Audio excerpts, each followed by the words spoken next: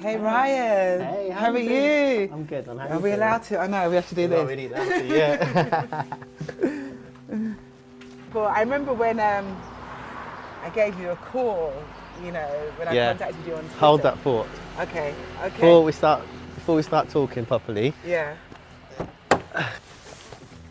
Well, majority of the smashed glass from when the police. Oh my God. The police smashed it, the vehicle.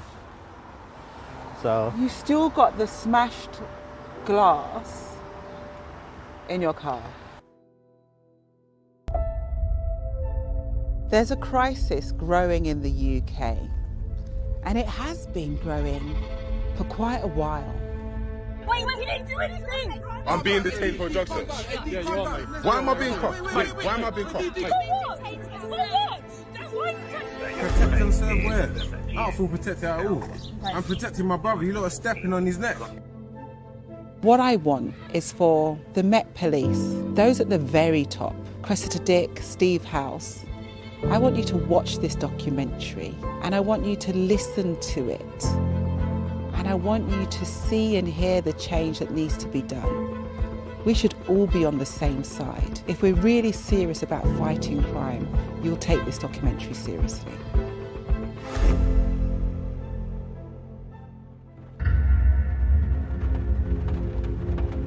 I went to an event with a friend. I invited a friend and then left my dad, everything normal.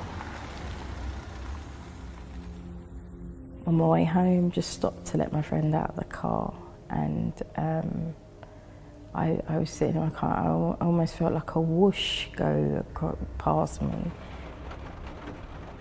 and then the car just became surrounded by white police. He started telling me, "You got tinted windows. Can't see you, can't." And I was saying, my windows are legal. From tinted windows, it then went to illegal items. It was allegations. And that's when the panic became so intense. I was saying, I need to phone a lawyer. And I was going to the police officer, please let me phone my lawyer. And then I rang her and there was no answer. I was like, oh my God, who am I going to phone? So I got so scared, I phoned my dad. And I was going to my dad, Dad, they're telling me to get out of the car. And my dad's going, what have you done? You don't have to get out of the car. You don't have to get out of the car. You haven't done anything. I said, but I don't know what they're saying. The fear was so intense, and the way he was saying it, you know, I'm a police officer. It was like, I've met police officers before who have lied about me and who have said that I've jumped to lie and I've done things, but I didn't. They went to open the door and they ended up physically removing me from my car. I just remember being in handcuffs on the roadside, watching them ransacking through my car. I just remember being at the roadside, just feeling like, what are they going to do to me? And why are you guys allowing this to happen? I was saying, please, can I just go home now? To the ringleader, I said, can I just go home? He said, you're not going anywhere tonight. He said, you disobeyed an order. And then that's where the nightmare began.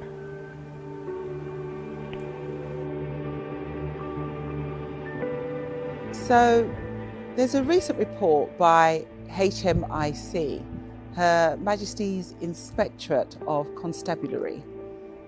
And what this report says is that stop and search isn't really effective, with just a 10% success rate, and in some police forces it's just a 1% success rate, that something needs to change.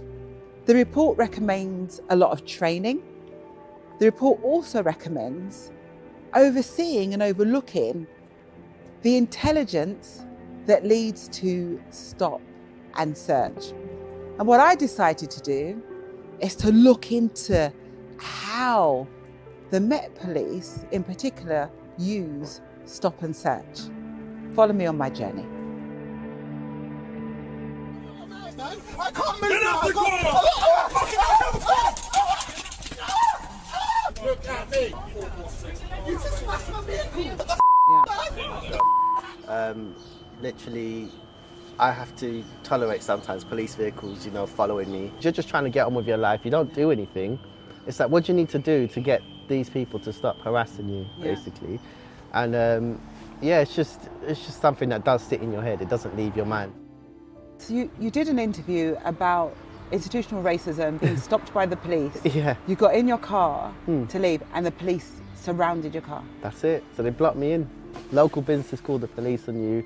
As we approached you, you were dashing stuff within your waistband. Those are the exact words, by the way. Exact words.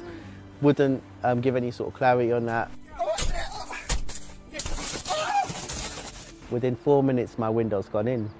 And I've been assaulted, drug tested, this is on the pavement, strip searched back at the station, held in custody, got left in the cell again overnight. Eventually they said they're going to release me for released under investigation for obstruction of a drug search. And I tried to say, look, this is ridiculous, I'm at this point of telling me to go out the station at 4 a.m. And the guy said, oh, we could give you your keys back, we're not going to do that.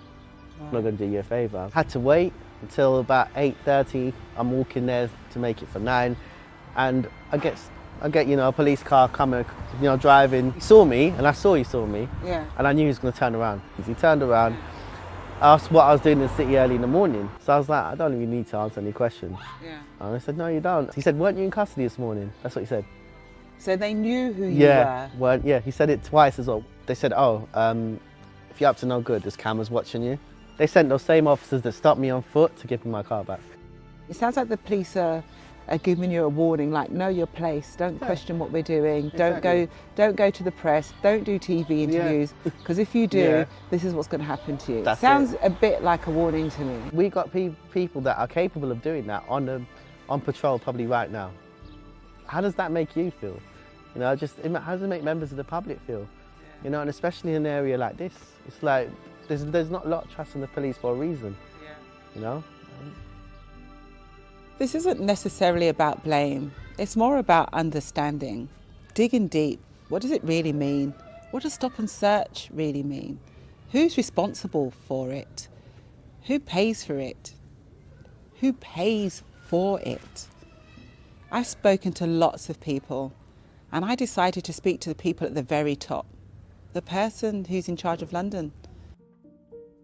My name is Sadiq Khan, and I'm the mayor of the greatest city in the world, London. Well, I think what people who aren't black need to realise is George Floyd's brutal killing wasn't something that's unique to Minnesota, Minneapolis or the USA. It had an impact on black people across the globe because they experience on a daily basis racism, discrimination and bias. And I realised, speaking to and listening to my black friends, that many of them are going through trauma because they were thinking, but for the grace of God, it could have been me, my dad, my uncle, my brother, my nephew, my son. And whether I like it or not, it's a reality that there's less trust and confidence from the black community towards our police than there should be. And so the action plan is what it says in the tin. It's not recommendations that will gather dust on the shelves. They're 40+ actions to try and improve the trust and confidence black Londoners have with our police service. The experience me and my black mates and others had of colour was not thinking the police were our allies or on our side. Black Londoners' experience of the police isn't what it should be. And the thing is, it affects all of us. Why? Because if you're a black Londoner who yesterday was treated badly by the police in your own mind, you're unlikely today to report a crime, unlikely today to come forward and be a witness to crime, or unlikely today to join the police service. And that means there could be criminals getting away because black Londoners aren't reporting crime. There could be criminals getting away because black Londoners don't want to be a witness, or we could have less effective policing because black Londoners aren't joining the police service. And I think I've got a responsibility as the mayor to address those issues. So one person who knows more than most maybe about what it feels like to not be believed and not understand the experience of being stopped and searched is Maurice McLeod. I spoke to Maurice. who talks about how his white colleagues at work didn't believe him. So he started recording the number of times he was stopped. He was stopped an astonishingly 30 times in a short period of time. I documented from January to March, the end of March, and stopped 32 times actually. Once I got stopped 3 times on my journey, my 45-minute journey from home. I got stopped 3 times, and the 3rd time I was like, look, here are the 2 producers, one from 10 minutes ago, one from 25 minutes ago. You know, do you think this is fair? Oh, well, we're really sorry, sir. You're just doing our job, obviously. You can tell that you're a decent guy, but blah, blah, blah, and we're just trying to keep you safe. I mean, I don't feel safe. I feel oppressed. When I was young, you know, not every day, but 2 or 3 times a week, we'd get stopped and searched, and I just thought that's what happened. That's what police do. They stop everybody and search everyone. It's only really when I went to university and spoke to sort of white friends and who had never ever been stopped or had anything negative with the police at all that I kind of realised, oh, this was specific to me and where I was coming from. It's heartbreaking, you know, because I remember back then, and you know, there was lots of reports on it, and then we had the McPherson report into Stephen Lawrence's killing, and he talked about the police being institutionally racist, and it seemed like that was going to be a bit of a watershed moment for the police, and everything was going to change, and they were going to look at this disproportionate stopping and all that kind of thing.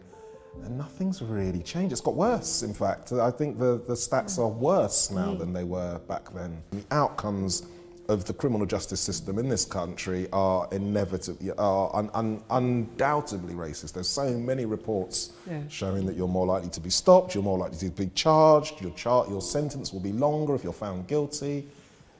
You know, those things are still there and they're provable. So that's what institutionally racist means, but people don't seem to get that.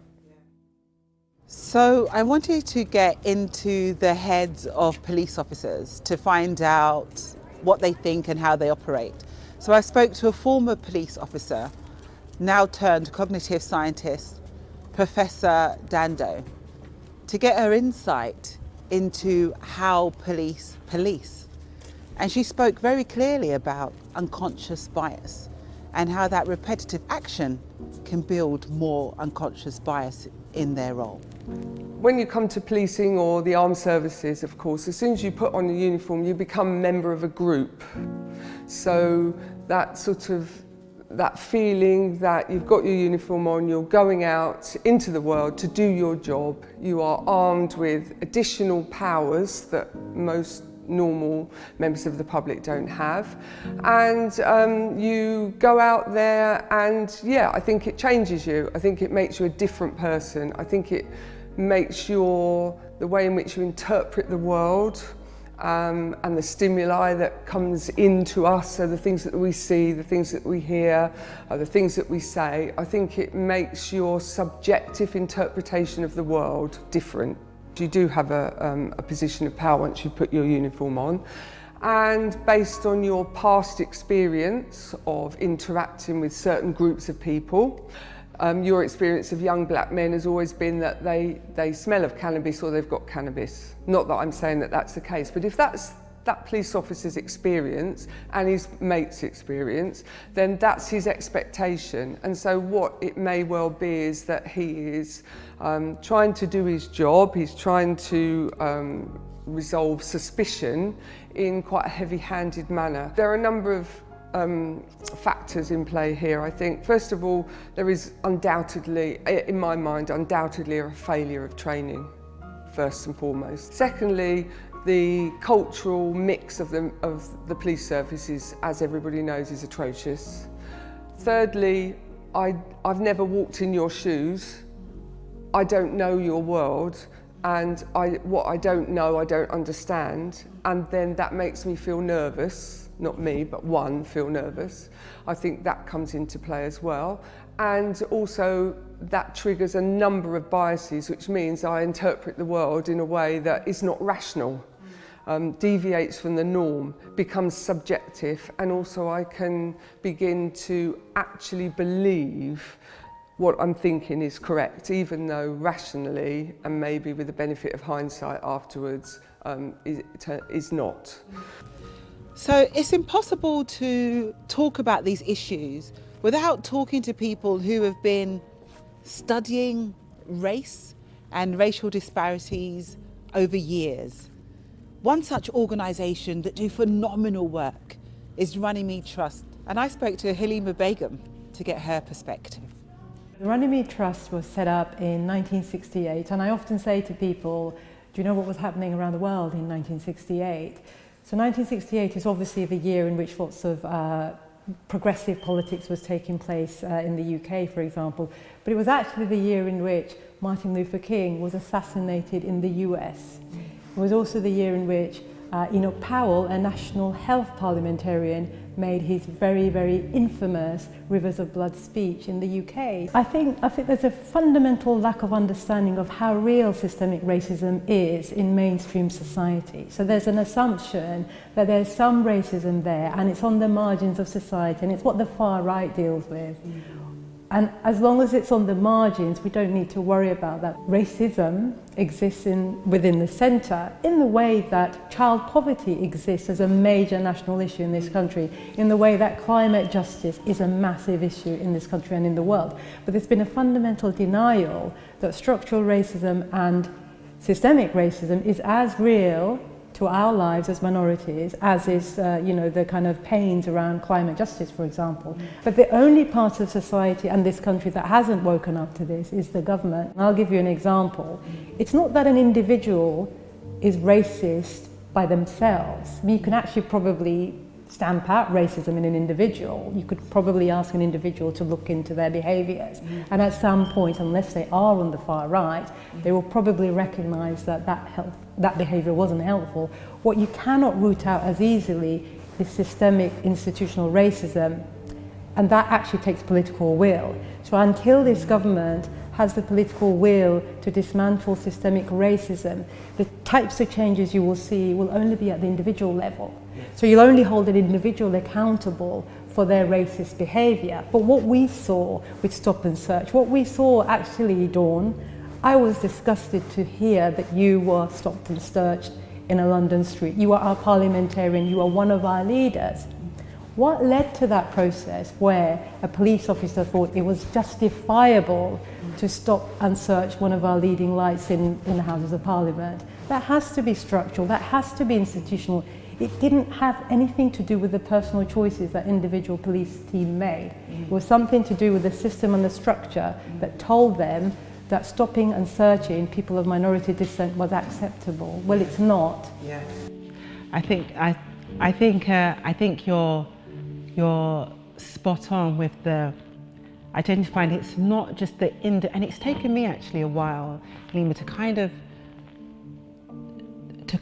fight, because you're so used to fighting the battle in front of you that you don't think about the bigger picture. So you're fighting just that battle, but actually it's more than fighting that individual act of racism. How do we dismantle the structure and systemic racism that exists? And I think that's fundamental. Right. And hopefully in the next 5 years, we will dismantle the structural and systemic racism.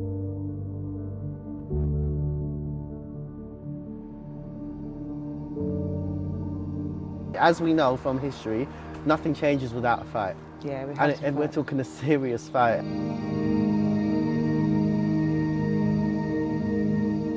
It was almost like, because they wasn't finding what they were thinking they were going to find, again, which I feel was based on stereotypes, it was getting him infuriated because he wasn't finding anything.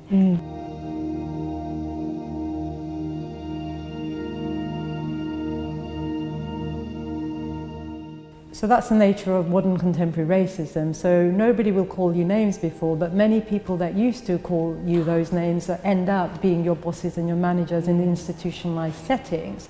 So they're now responsible for policies that actually have a disproportionate impact on black people, Asian people in this country. It needs, to be honest, people that don't experience that to go, oh, this is wrong. That's when you have a real chance of change.